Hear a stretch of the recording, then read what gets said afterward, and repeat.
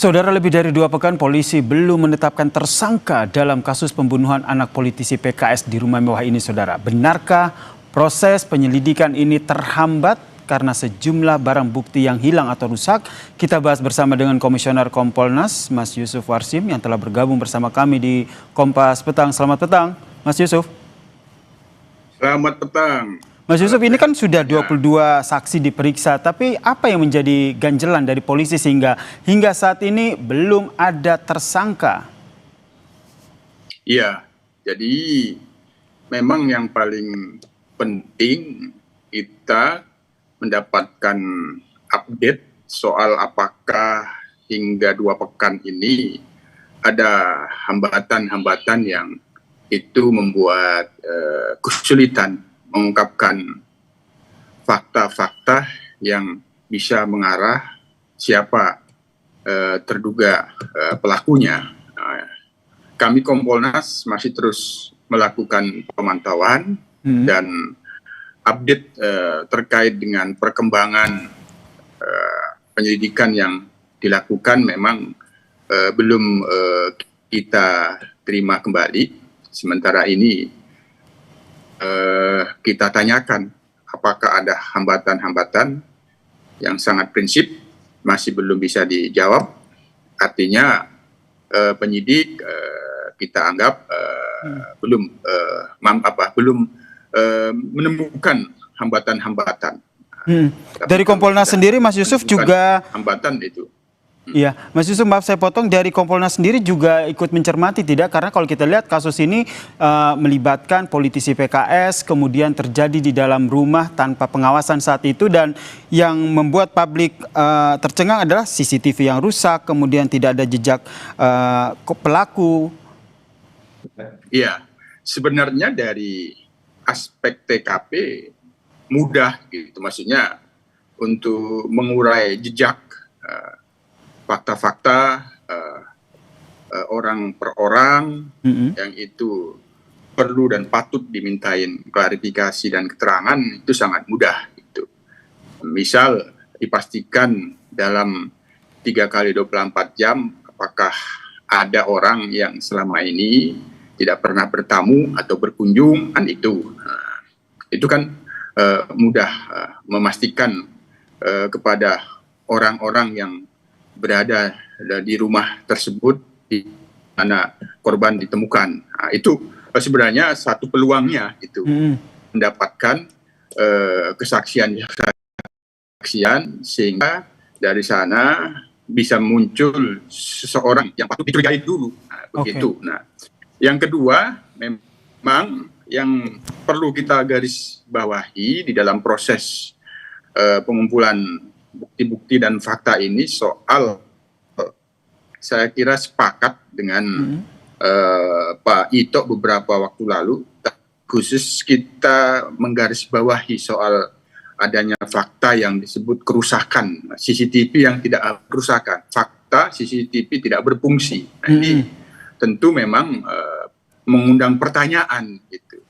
Ini rumah mewah, CCTV-nya ada berapa titik, apakah semuanya tidak berfungsi atau pada posisi space yang strategis yang mengarah kepada ruang TKP yang itu tidak berfungsi. Ini yang masih perlu kami lakukan pendalaman, permintaan klarifikasi dalam prosesnya, dan ini perlu dijelaskan secara transparan apakah semua CCTV yang ada di rumah tersebut tidak berfungsi. Nah, tidak berfungsinya. Dan ini yang akhirnya diminta oleh Kompolnas ya ke pihak kepolisian, dalam hal ini Polda Banten yang sudah mengambil alih kasus ini.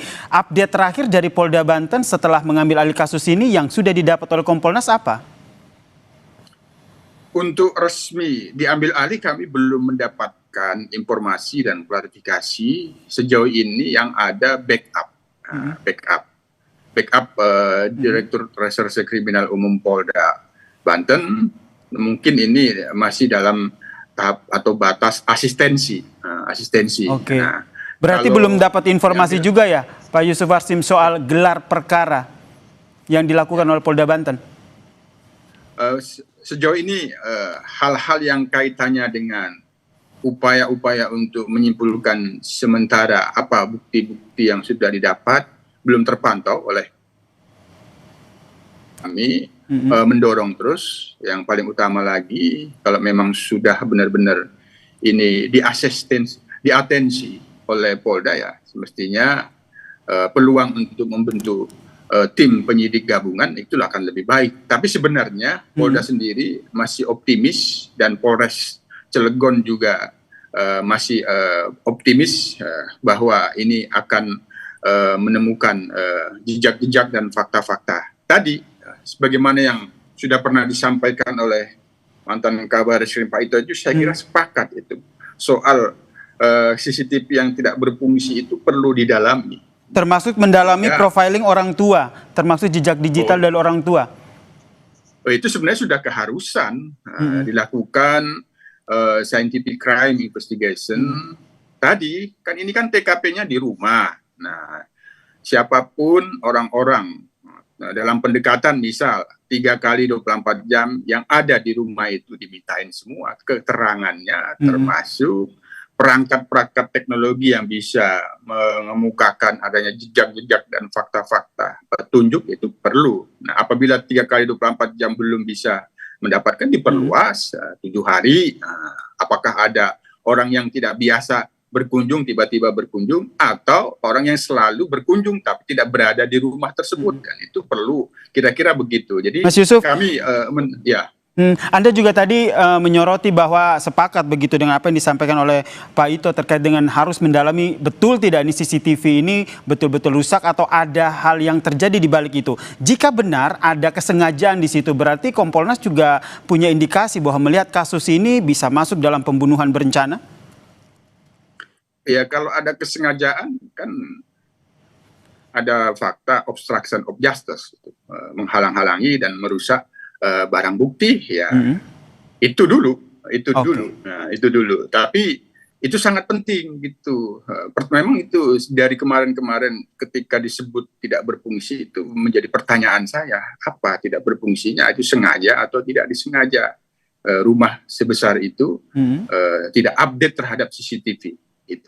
Oke, Mas Yusuf, dari Kompolnas sendiri laporan terbaru yang didapatkan oleh Kompolnas, barang bukti yang sudah diperiksa, sudah dianalisis oleh polisi sehingga tadi kata Anda ini optimis nih dapat mengungkap kasus ini, apa saja, Mas Yusuf?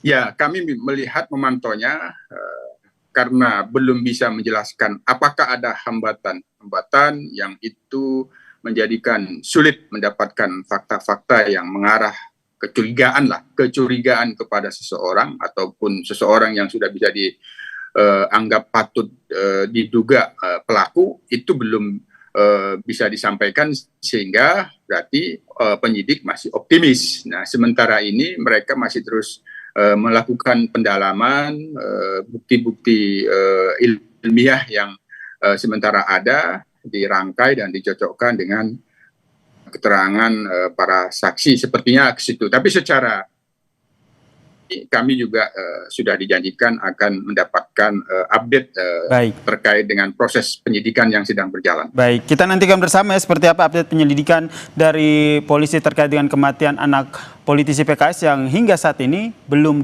ditetapkan tersangka oleh polisi. Terima kasih Komisioner Kompolnas Mas Yusuf Warsim telah berbagi perspektif dan informasinya di Kompas Petang. Salam sehat. Terima kasih.